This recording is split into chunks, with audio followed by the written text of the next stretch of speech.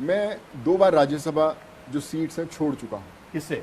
मैं ये नहीं पता बात कर सकता, मैं भी आफ्टर द इंटरव्यू में आपसे बात कर पाऊंगा, लेकिन पैंडेमिक के दौरान 2 दफा मुझे हुई। आई रिमेंबर कि जब मुझे एक फोन आया कि उन्होंने बोला कि do you want to go to the upper house, तो मैंने बोला कि thank you so much, but I feel very honoured कि मुझे आप इस लायक समझते हैं। But mentally I was not ready. मुझे लगा कि लोग सोचेंगे कि यार इसी के लिए कर रहा है या क्या है, या मैं किसी से पूछता नहीं, सही भी करता हूँ गलत भी करता हूँ, अपना जो दिल में आता है आगे निकल पड़ता हूँ। लेकिन अगर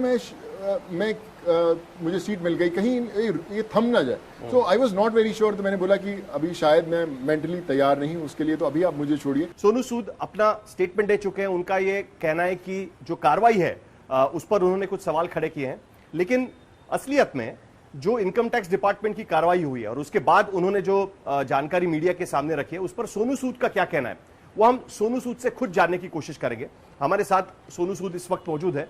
सोनू, आपका स्टेटमेंट हमने सबसे पहले पढ़ा और आपने उस पर अपनी जो आपकी तरफ से आपकी साइड रखने की कोशिश की है, लेकिन इनकम टैक्स डिपार्टमेंट के कुछ स्पेसिफिक आरोप है। सबसे पहला आरोप तो यह है कि आपने टैक्स चोरी करने की कोशिश की। जो इनकम आपके पास आता है वो आपने अनसिक्योर्ड लोन्स के रूप में लेने की कोशिश की है, और उसके बाद वो अनसिक्योर्ड लोन्स आपने एक लखनऊ बेस्ड कंपनी में, इंफ्रास्ट्रक्चर कंपनी में, कंस्ट्रक्शन कंपनी में उसको इन्वेस्ट करने की कोशिश की है। स्पेसिफिक आरोप। देखिए, सबसे पहले तो मैं ये कहूँगा कि जो लोग भी अपना काम कर रहे हैं बहुत अच्छे ढंग से कर रहे हैं। मैं पूरा as a citizen of this country में I abide by all the laws, और जो भी उन्हें चाहिए था हम लोगों ने उनको हर एक डॉक्यूमेंट दे दिया गया है, हर एक रजिस्टर्ड डॉक्यूमेंट दे दिया गया है। अगर आप बात करें कि जयपुर में है, लखनऊ में, मेरा उसमें 1 इंच भी जगह नहीं है। आज तक मेरा कुछ घर नहीं है, फ्लैट नहीं, कुछ भी नहीं है। जो भी चीज़ साथ में थी उसके रजिस्टर्ड डॉक्यूमेंट्स उनको प्रोवाइड कर दिए गए हैं हर एक, क्योंकि अभी हर एक, I don't know how much I am suppose to say, कितना मैं बात कर सकता हूँ उसके बारे में, लेकिन जो भी डॉक्यूमेंटेशन उनको चाहिए थी हर चीज़ उनको दे दी गई है। और समय बताएगा, बोलते हैं कि समय से पहले कुछ नहीं होता। उनके कुछ सवाल हैं, उसका जवाब देना मेरा फर्ज है, और हमने दे भी दिया है, और उनके पास सारे डॉक्यूमेंट्स हैं, और अगर मंगवाते रहेंगे सो आई विल मेक श्योर कि हर एक डॉक्यूमेंट उनके टेबल पर समय से पहले पहुंचे। फाउंडेशन को लेकर आपके सवाल उठाए। उनका यह कहना है कि करीब करीब 18.9 करोड़ रुपए का पैसा उसमें आया था सितंबर तक, अगस्त से सितंबर तक, और उसमें से खर्चा आपने हार्डली 1.9 करोड़ रुपीस का किया हुआ है। तो उनका कहना है कि इतना पैसा आपने बचा के क्यों रखा है, सवाल उठा रहे हैं। देखिए, बड़ी कमाल की बात है साहिल, अगर मैं आपको 100 रुपये देता हूं और मैं बोलता हूं कि आप इसे सही ढंग से खर्च कीजिए, तो आपके कंधे पर एक बोझ होता है कि ये किसी और की अमानत है और इसे सही ढंग से सही लोगों पर जाना चाहिए। अगर आप बाहर जाके एक इंसान को 2 इंसानों को बांट देंगे तो आपका काम तो खत्म हो गया, लेकिन वो सही जिस इंसान तक पहुंचना चाहिए वो नहीं हुआ। मेरी फाउंडेशन में जो भी पैसा आया है, सूद चैरिटी फाउंडेशन में, उसमें बहुत एक मात्रा मेरी खुद की एंडोर्समेंट फीस है। आपने खुद पैसे डाले? खुद की एंडोर्समेंट फीस है। अगर मुझे कोई ब्रांड आता है, मैं बड़े बड़े कॉर्पोरेट्स के ब्रांड्स के, बहुत सारे ब्रांड्स के, मेरा पहला हर एक कॉर्पोरेट को ये रिक्वेस्ट रहती है कि आप जो मेरी फीस है उसको 50% कम कर दीजिए, कुछ ब्रांड्स में 100% कम कर दीजिए, कुछ में 25%, जो भी उन कॉर्पोरेट्स को ठीक लगता है वो पैसा आप फाउंडेशन में दान कीजिए ताकि हम ज़्यादा लोगों तक मदद कर पाएँ। वैसा ही हुआ। बड़े बड़े ब्रांड जो मैंने किए, किसी ने 25%, किसी ने 50%, किसी ने 100%, पूरा का पूरा मैंने 0 फीस में काम किया और फाउंडेशन में दिया गया, तो उसमें वो फाउंडेशन में वो पैसा भी है। तो I will make sure that every penny, जो भी एक एक रुपया है, एक एक पाई है, वो सही जगह पर खर्च हुए। फाउंडेशंस में अक्सर क्या होता है कि जब आप समय लिमिट होती है कि आप 1 साल के अंदर खर्चा करें, 1 साल में अगर नहीं खर्चा हुआ तो आप एप्लीकेशन देते हैं कि मैं अगले साल में खर्चा करना है। मेरी फाउंडेशन का तो काम ही अभी शुरू हुआ है। अप्रैल से लेकर सितंबर में 5 महीने में जो हम लोग कर पाए हैं, अभी तो मेरे पास और 6 महीने बाकी हैं और फिर 1 साल बाकी है। मैं पिछले कुछ समय में, अगर आपने देखा होगा, तेलंगाना में एक हॉस्पिटल बनाने की कोशिश कर रहा हूँ। हमने जगह भी देखी, डॉक्टर से बात किया, बड़े बड़े जितने इंस्टीट्यूट्स हैं उनसे बात किया कि अगर हम कुछ ऐसा हॉस्पिटल का एक ऐसा मेडिकल इंफ्रास्ट्रक्चर बना सके जहाँ पे इलाज फ्री में हो, तो फर्क नहीं पड़ता सोनू सूद रहे ना रहे, लेकिन वो काम चलते रहना चाहिए, परमानेंट काम हो।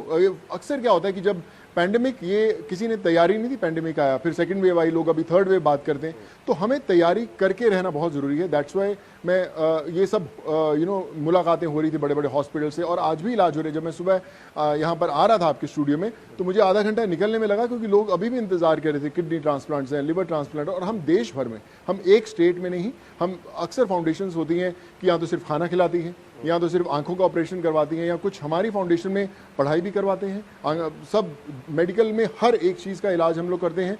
और आप कोई भी चीज़ मांगी, एजुकेशन मांगी, हम लोग उसमें भी करते, तो हमें बहुत सोच समझ के चलना पड़ता है। मेरे पास अभी भी समय है खर्च करने का, मैं करूँगा। तो अगर आप बोलें कि आपने खर्चा नहीं किया तो मुझे शाबाशी देनी चाहिए कि आपने खर्चा सही करना है, इसलिए आप आराम से कीजिए ताकि वो सही हाथ में जाए। लेकिन 1 साल में खर्च हो जाएगा, आपका कहना? ऑफ कोर्स खर्च होगा, अभी भी हो रहा है, मैं आपको बता रहा हूँ। और अगर हम पूरा नहीं कर पाए तो हम लोग वापस विल फॉलो द प्रोसेस कि अगर 6 महीने और लगते हैं उसको खर्च कर रहे हैं। ठीक है। आपने जो बच्चों का एग्जाम्पल दिया उसे क्राउड फंडिंग कहा जाता है जी, उसको लेकर भी इनकम टैक्स को दिक्कत है। उनका ये कहना है कि कुछ क्राउड फंडिंग ये फॉरेन से आया हुआ है और जिससे की वजह से FCRA जो फॉरेन से जो कंट्रीब्यूशन आता है उसकी जो गाइडलाइंस है उसका उल्लंघन हो रहा है। उसमें 2 करोड़ रुपया आपके फाउंडेशन में जो आया हुआ है that is a violation of FCRA, ये आरोप लगा। बड़ी कमाल की बात है साहिल साहब, जब मैं ये पूरा प्रोसेस हो रहा था मैंने एक एक डॉक्यूमेंट दिया था उनको।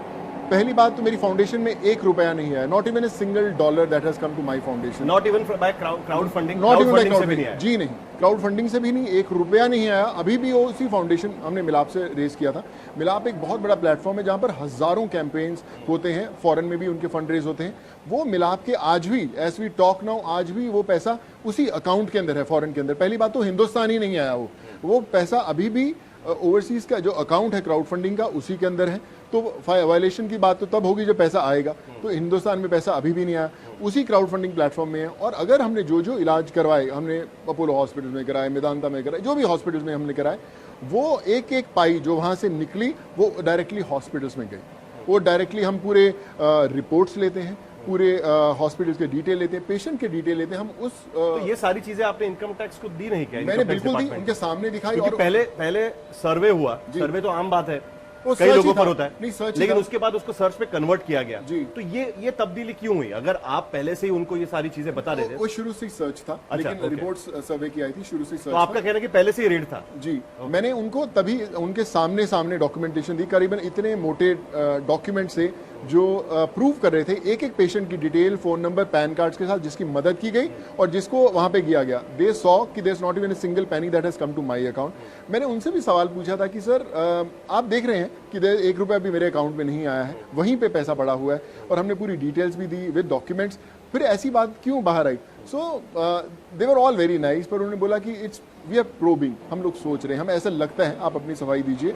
और सफाई ऐसा लगता है उनको, क्यों ऐसा लग रहा होगा? दुख की बात है कि अगर आपने देखा है कि कुछ आया नहीं है तो फिर वैसा ही होना चाहिए था। बट फर्क नहीं पड़ेगा, आप देखेंगे कि कुछ समय बाद जब उधर से ही आएगा कि हाँ सब ये अकाउंट सही है, पैसा मैं इसलिए पूछ रहा हूँ क्योंकि पेंडेमिक के समय पे आपका मतलब ऑलमोस्ट जिसको स्पीड डायल कहते हैं उस तरीके से हो गया था। किसी को तकलीफ है, किसी को अगर जाना है कहीं पर तो फोन किया आपको, आपने फ्लाइट अरेंज कर दी, अभी आपने और कुछ कर दिया, ट्रेन अरेंज कर दी।